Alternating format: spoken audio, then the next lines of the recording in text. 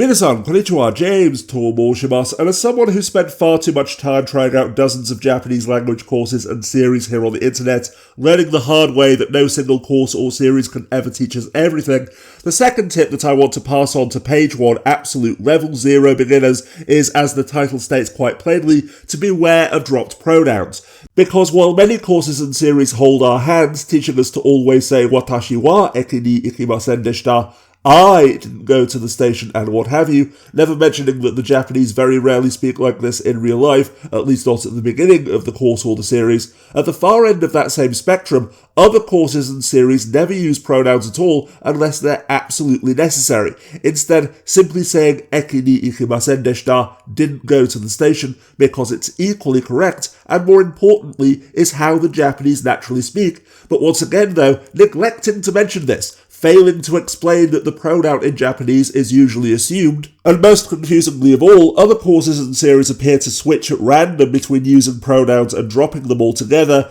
most likely because different parts of the course or series were written by different Japanese language teachers with their own unique priorities, methods, styles, and so forth. This being the case then, as I indicated in the first video in this series, the key is to never rely too much on any single course or anything else for that matter, because instead, as active learners learning from multiple different sources, we need to learn the pronouns and particles such as watashi wa, I, anata no, your, and so forth, and then learn to assume them, to put them at the beginning of sentences in our own minds when other people naturally drop them, just as when someone asks, ready? We intuitively know that they're asking us, are you ready? And likewise, when we reply, in a minute, they understand that we mean, I will be ready in a minute. Of course, this is a habit and intuition that takes a while to pick up and will catch out even the best of us at times, but for the moment though, as absolute level 0 page 1 beginners, the takeaway from this video is simply to be aware that this issue exists in order to avoid any confusion when you begin learning.